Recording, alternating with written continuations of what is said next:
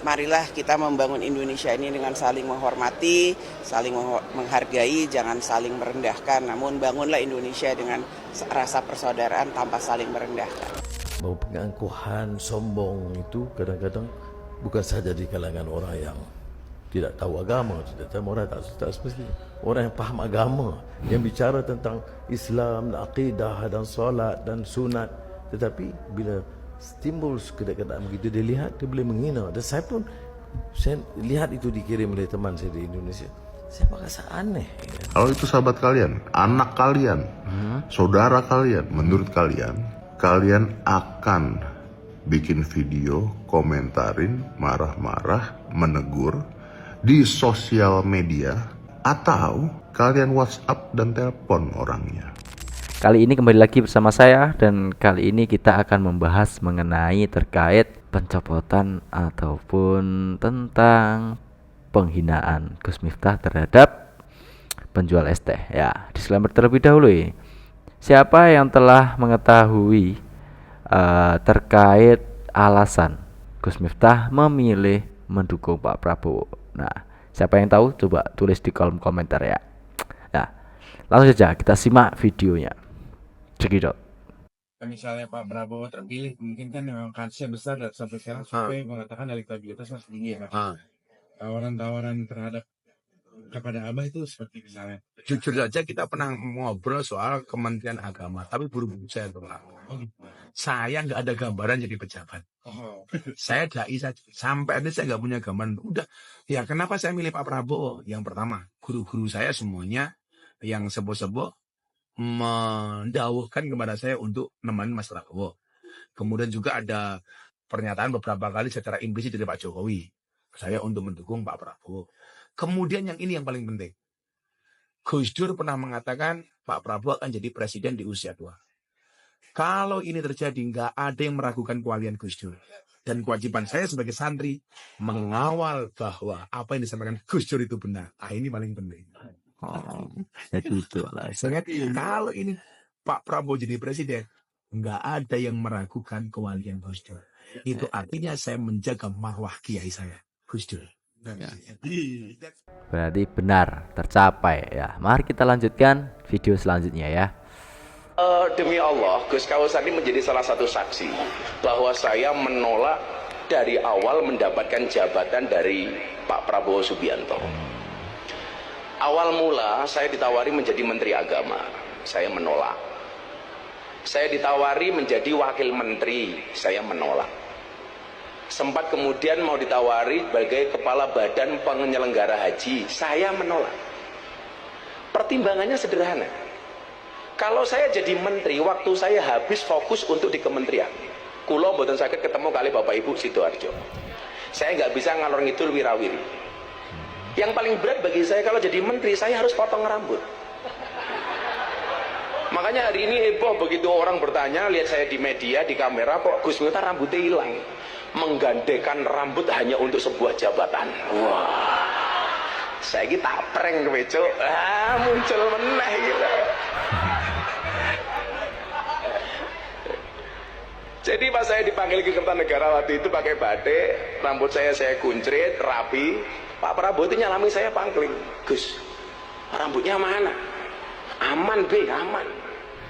Nah, jadi kalau kemudian saya membantu Pak Prabowo itu dianggap ambisi pengen mendapatkan jabatan, Anda salah. 100% itu salah.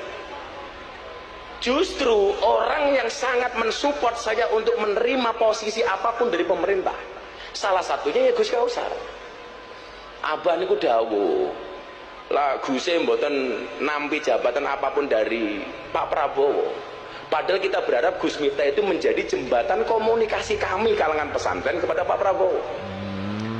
Makanya kemudian ini menjadi pertimbangan bagi saya, apakah ini saya terima atau enggak.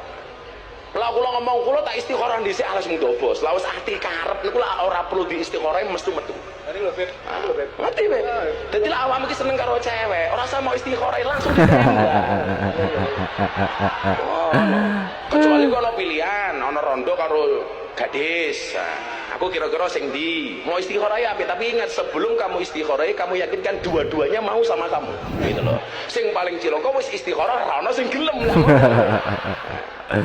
Ya, berarti itu tadi alasan terpilih ataupun mendukung Pak Prabowo sebagai presiden, yaitu sebagai jembatan para ulama kepada presiden. Nah, jadi ya salah satunya Gus Kausar ini yang mendukung seperti yang dikatakan oleh Gus Miftah ya. Ya, mari kita lanjutkan videonya. Kembali lagi ke Gus Miftah yang menghina, menjelekkan penjual es teh.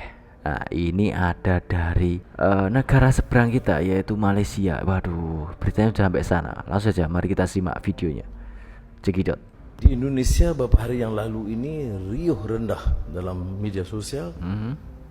Seorang Kiai Gus dalam dakwah dia menghina seorang penjual teh. Waduh. Yang ada yang nonton ya. Saya teman-teman Indonesia kirim. Dan dia jadi viral penghinaan kepada orang yang jual teh ya. Yang mana di antara paling miskin. Tapi ini pendakwah. Dua pendakwah dengan ketawa, dengan maksud menghina sekali. Dan dia menimbulkan kemarahan menyeluruh di kalangan rakyat, sehingga Presiden Prabowo Subianto memberi kenyataan yang agak keras. Dan akhirnya Gus pendakwah Kiai itu berkunjung ke daerah si penjajah itu dan mohon maaf. Tapi ini satu contohnya pengalaman bahwa pengangkuhan sombong itu kadang-kadang bukan saja di kalangan orang yang tidak tahu agama, tidak tahu orang tak semestinya. Orang yang paham agama, yang bicara tentang Islam, akidah dan solat dan sunat, tetapi bila timbul kedekatan begitu dia lihat, dia boleh menghina. Dan saya lihat itu dikirim oleh teman saya di Indonesia. Saya merasa aneh ya. Agak luar biasa. Ya kita sebagai warga Indonesia sangat malu ketika berita ini ataupun para ulama ataupun setokoh ulama ya ini yang dimana sangat paham mengerti tentang agama, baik kaidah maupun tentang seluk-beluk agama lah, ini menjadi bahan omongan di luar negeri. Waduh, sangat disayangkan ini ya, menyemparkan nama baik Indonesia yang dimana jumlah penduduknya adalah kurang lebih banyak adalah mayoritas muslim ya. Sangat disayangkan ketika hal ini terjadi dan menjadi omongan di luar negeri. Wah, sangat disayangkan sekali ya. Ini sangat mencoreng ke pemerintahan ataupun kepresidenan Pak Prabowo Subianto, sehingga ya beliau langsung bertindak tegas mungkin ya. Ya, mari kita lanjutkan video ya. Yang tidak baik ya, tentu itu patut juga dievaluasi, lagi namanya pemimpin. Ya, jadi apapun itu kita serahkan ya ke keputusan kalau ada, kita terima sebagai masukan dan kritik yang baik dari masyarakat. Tak mau ketinggalan, klub raksasa Manchester United tak mau ketinggalan menanggapi viralnya kejadian yang menimpa seorang penjual minuman es teh di pengajian di Magelang, Jawa Tengah yang ramai di sosial media. Dalam postingan terbarunya, The Red Devils mengunggah kolase foto pengangkatan trofi MU dari tahun ke tahun dengan caption yang cukup mengejutkan. Ya, dengan bahasa Indonesia, MU menuliskan unggahan penuh makna. Klub elit asal Inggris ini menuliskan tentang pentingnya saling menghargai. Postingan Manchester United di akun resmi media sosialnya ini disambut ragam reaksi dari para netizen. Netizen yang sebagian besar berasal dari Indonesia menanggapinya dengan penuh dukungan.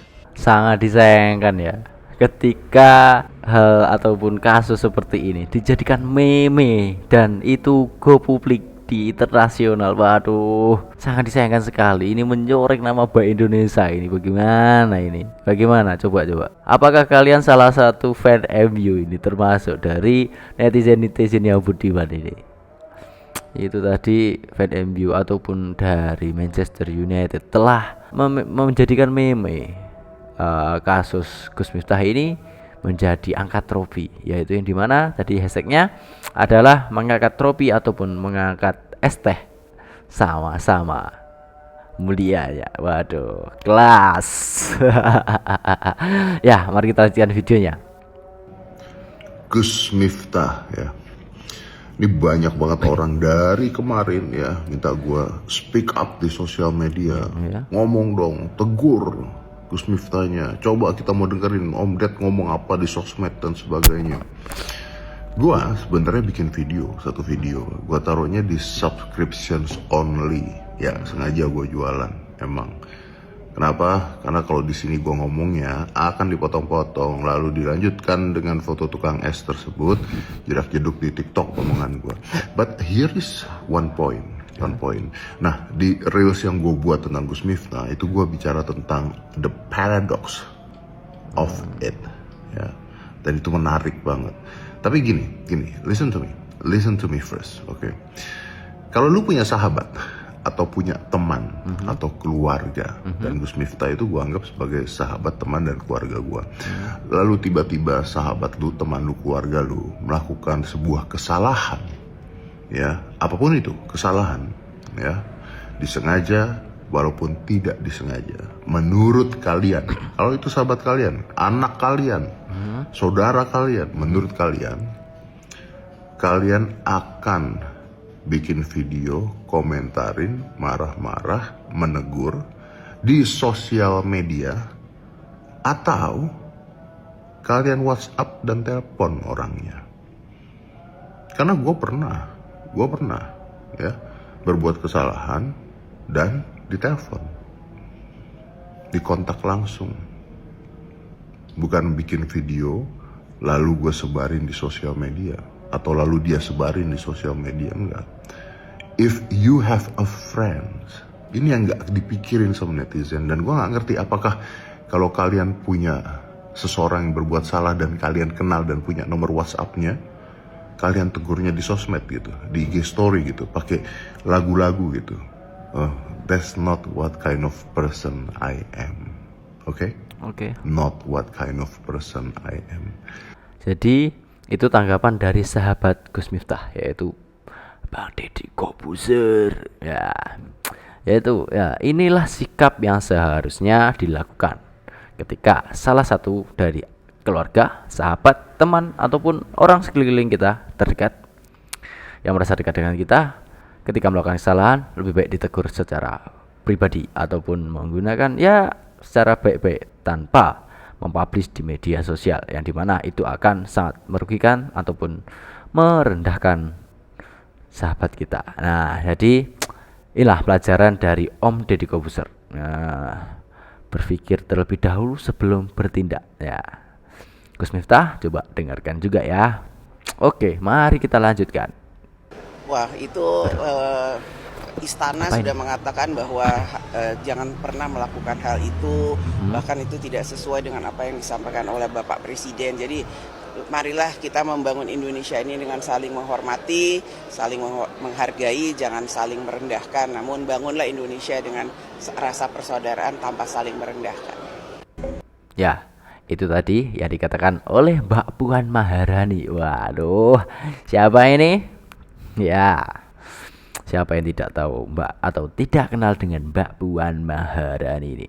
Ya, yang dimana beliau mengatakan, mari kita bangun Indonesia dengan saling menghormati, saling menghargai tanpa merendahkan satu sama lain. Wah, merdeka. Mari kita lanjutkan. Desak untuk mundur atau dicopot sebagai utusan presiden gitu. Ini dia yang sangat saya sayangkan. Jadi kalau tadi saya memuji kepada masyarakat khususnya netizen bahwa karena mereka juga Bapak penjual ST ini mendapatkan berkah yang melimpah, rezeki yang banyak, tapi juga di satu sisi tolong ya jangan mendesak atau jangan membesar-besarkan satu kehilafan yang mungkin saja bisa terjadi kepada siapapun. Ya, masa akibat urusan ini utusan khusus presiden seperti Gus Miftah ini harus mundur atau harus dipecat? Bentar ya Bang, bentar ya Bang Sunan Kalijaga. Ya, ketika tadi dalam video sebelumnya ya, itu dari kepresidenan telah menegur ataupun ya mungkin bisa jadi nanti ada pengunduran ya. Lalu bagaimana ketika hal tersebut jadi? Bagaimanakah tanggapan dari Bang Sunan Kalijaga ini? Mari kita lanjutkan. Gitu. Toh kalau bicara secara hablum minan nasnya, Gus Miftah sudah selesai, sudah clear, sudah berdamai secara beradab dengan si pedagang es teh. Bentar, kita stop dulu ya. Menurut netizen ataupun warga plus 62, bagaimanakah cara berminta maaf Gus Miftah yang sangat beredar di dalam video-video di media sosial itu terkait permohonan maaf Gus Miftah terhadap penjual es teh ya. Bagaimanakah sikap perilaku Gus Miftah ketika berminta maaf? Dalam video tersebut banyak sekali yang beredar. Bagaimanakah tanggapannya? Coba tulis di kolom komentar. Cek it out. Mari kita lanjutkan dari ataupun ya mungkin ini sebagai pembela dari Gus Miftah ya, yaitu Sunan Kalijaga. Mari kita lanjutkan. Bapak tersebut. Jadi sangatlah tidak bijaksana kalau kita atau masyarakat mendesak Gus Miftah untuk mundur dari jabatannya saat ini. Sangat tidak bijak. Tuhan, agama manapun, Allah mengampuni ya perbuatan kita sebagai manusia. Jadi janganlah kita berlebihan juga gitu. Toh secara sanksi sosial saya yakin Gus Miftah sudah mendapatkan itu, makanya dia segera langsung meminta maaf kepada publik dan kepada orang yang bersangkutan. Bang, kalau benar dicopot, Gus Miftah menerima nggak apabila benar didesak masyarakat begitu tinggi banyak untuk menginginkan? Ya sekarang kan Gus Miftah? saya sampaikan tadi, memang kesalahan Gus Miftah itu sebesar apa? Atau perbuatannya seperti apa sehingga dia harus mengundurkan diri atau harus dicopot gitu. Kesalahannya bisa melukai hati orang lain yang melihat dan juga menyaksikan hal tersebut. Apakah Abang tidak merasakannya? Ya, coba bagaimana itu? Sekarang kalau mau bicara seperti saya bilang lagi, secara hukum pun sudah tidak ada urusannya. Ini bukan kasus di mana ada orang hilaf, lalu orang itu langsung sadar, minta maaf dan sudah dimaafkan. Seperti kita lihat sudah berpeluk-pelukan. Bahkan yang bersangkutan, Bapak pedagang es teh itu mendapatkan rezeki yang luar biasa. Ya, jadi tolonglah gitu loh. Masih banyak ya perkara, peristiwa atau kasus yang perlu perhatian kalian para netizen Indonesia. Ya, Gus Miftah berminta maaf setelah adanya teguran dari utusan Pak Prabowo. Ya, video tersebut telah beredar ya mungkin beberapa hari. Akan tetapi permohonan maaf Gus Miftah itu setelah adanya teguran dari kepresidenan ya, Pak Sunan Kalijaga. Mohon kerjasamanya, kita sama-sama manusia yang bisa merasakan bagaimanakah sakitnya ketika diolok ataupun dihina oleh seseorang yang dimana derajatnya lebih paham, lebih mulia bandingkan kita, lebih paham tentang agama, lebih paham tentang bagaimana cara memanusiakan manusia. Mari kita lanjutkan. Akhir Pak Menteri, saya ingin menegaskan kembali yang hari ini sedang viral. Kementerian Agama harus lebih serius soal literasi keagamaan. Baik itu pegawai Kementerian Agama, baik itu adalah seluruh elemen di pendidikan, keagamaan, perpustakaan masjid, dan terutama para da'i. Saya tadi di media mengatakan bahwa sertifikasi da'i itu menjadi sangat urgen hari ini. Jangan sampai ada seorang da'i melakukan penghinaan terhadap seorang tukang es teh dan lain sebagainya. Termasuk juga kita disuguhi oleh para dai yang hanya ngomong soal humor lah, candaan, tidak ada sama sekali referensi keagamaan berbasis referensi Quran, hadis atau milenial klasik seperti itu. Jadi ini tolong agak serius seperti itu. Termasuk moderasi beragama dengan anggaran begitu banyak, jangan mengulang kesalahan Orde Baru yang membuat itu menjadi indoktrinasi, mendoktrin orang terhadap Pancasila, tapi akhirnya kita jadi nggak suka Pancasila. Moderasi beragama adalah sarana edukasi bahwa umat wasata litakunu syuhadalan nas wa yakuna rasul alaikum syahida itu menjadi penting. Ya, kasus Gus Miftah telah mencapai DPR yang dimana kasus Gus Miftah ini telah mencapai di DPR yang dimana dari anggota parlemen ini menyampaikan ataupun memberi arahan kepada pimpinan untuk lebih memperketat adanya sertifikasi dai, ya, agar ya hal ini tidak terulang kembali. Ya, sangat cukup disayangkan ketika hal yang mungkin ini tidak perlu untuk dilakukan. Ya, mungkin ini entah disengaja ataupun tidak ada yang tahu ya. Semoga bisa menjadi pelajaran bagi kita semua dan juga sebagai para ulama. Ya, mungkin cukup itu terkait Gus Miftah ataupun penghinaan Gus Miftah terhadap, ya mungkin cukup itu berita ataupun video-video yang kita rangkum hari ini terkait Gus Miftah yang dimana telah menghina ataupun menyakiti hati banyak orang terkait perkataannya. Jangan lupa perilaku, adab dan juga lisan, karena itu bisa menjadi bumerang bagi kita sendiri. Oke. Sekian, terima kasih. Jangan lupa like, komen, dan subscribe. Sampai jumpa.